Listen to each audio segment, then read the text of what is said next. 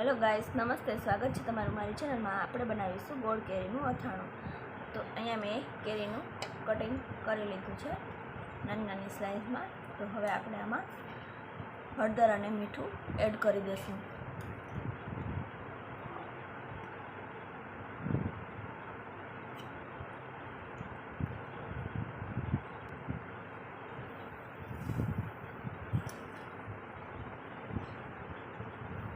एक वाटकी हळदर ने एक वाटकी मीठुं।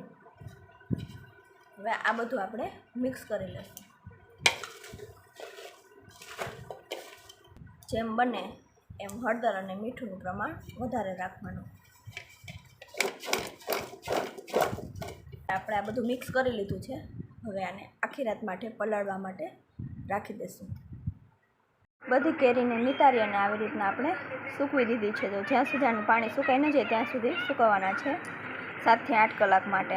અને ગાજરને પણ આપણે આવી રીતના સૂકવી દઈશું। ગાજરના હોઠિયાને પણ આવી રીતના આપણે ગરમ પાણીમાં પલાળી દઈશું। તો અહીંયા આપણે 500 ગ્રામ રાઈના કુરિયા લીધેલા છે। હવે આપણે એડ કરશું એમાં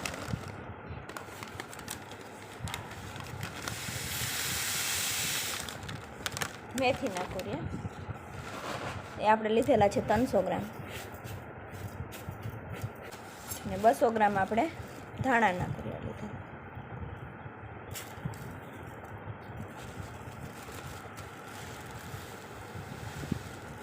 અડધા નાખશું ને અડધા આપણે વઘાર થઈ જાય પછી એડ કરશું।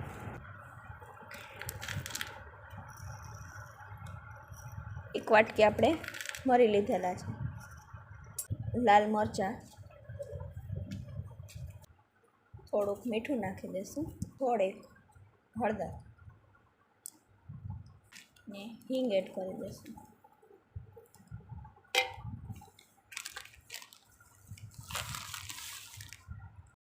તો આપણું સિંગ તેલ તૈયાર છે, ગરમ થઈ ગયું છે।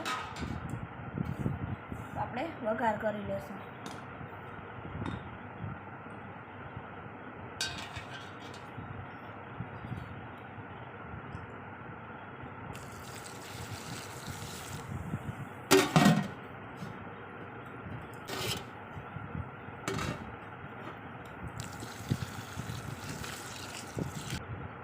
આપણે તેલ વઘાર પૂરતું જ એડ કરવાનું છે।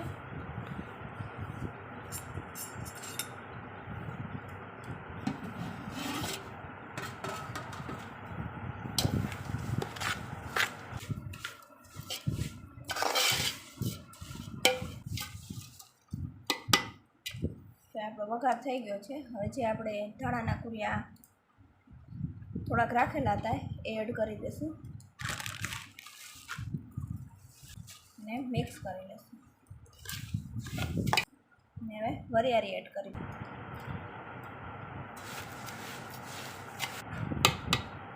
હવે આ વઘારને આપણે ઠંડો થવા દઈશું। ત્યારબાદ લાલ મરચું ને બધું એડ કરશું। અહીંયા આપણો મસાલો ઠંડુ થઈ ગયું છે સાવ। તો હવે આપણે કાશ્મીરી લાલ મરચું નાખશું। કાશ્મીરી લાલ મરચું નાખવાથી કલર પણ સારો આવે છે અને અથાણામાં ટેસ્ટ પણ સારો આવે। હવે આ બધું આપણે મિક્સ કરી લઈશું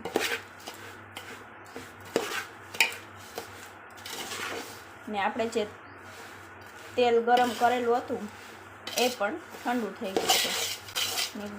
2 કિલો ગોળ લીધેલો છે। તો ગોળને પણ મેં ખમણીના મદદથી છીણી લીધો છે। હવે આની અંદર આપણે કેરી અને ગાજર એડ કરશું। ગાજરને મેં કેરીનું પાણી જે હળદરવાળું ને મીઠાવાળું જે નીકળેલું હતું એમાં ગાજરને પણ મેં પહેલાં ગરમ પાણીમાં પલાળેલા, ત્યારબાદ કાઢી અને પાણી નિતારી ને ખાટા પાણીમાં થોડી વાર માટે પલાળેલા, ત્યારબાદ બેને સૂકવી અને લીધેલા છે। તો હવે આપણે 2 એડ કરી દઈશું। તો હવે આપણે કેરી એડ કરી દઈશું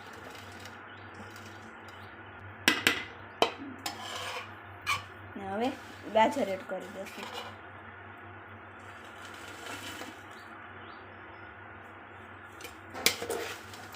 બંનેને આપણે મિક્સ કરી હવે ગોળ એડ કરી દઈશું.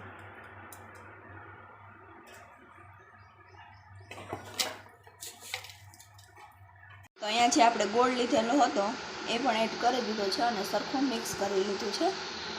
ને જે તેલ આપણે ગરમ કરી અને ઠંડુ થઈ ગયું હતું એ પણ એડ કરી દીધું છે. જો તેલ જરૂર પડે તો તેલને ગરમ કરી અને ઠંડુ કરી ત્યારબાદ એડ કરવાનું. તો અહીંયા આપણું અથાણું બની અને તૈયાર છે. ત્યારે આને તપેલામાં જ રાખશું ને 2-3 કલાકે આપણે હલાવતા રહીશું. આખા દિવસમાં 2 થી 3 વાર આપણે ચમચાની મદદથી હલાવવાનું છે, કારણ કે ગોળ આપણો સરખો મિક્સ થઈ જાય અને ઓગળી જાય એટલા માટે.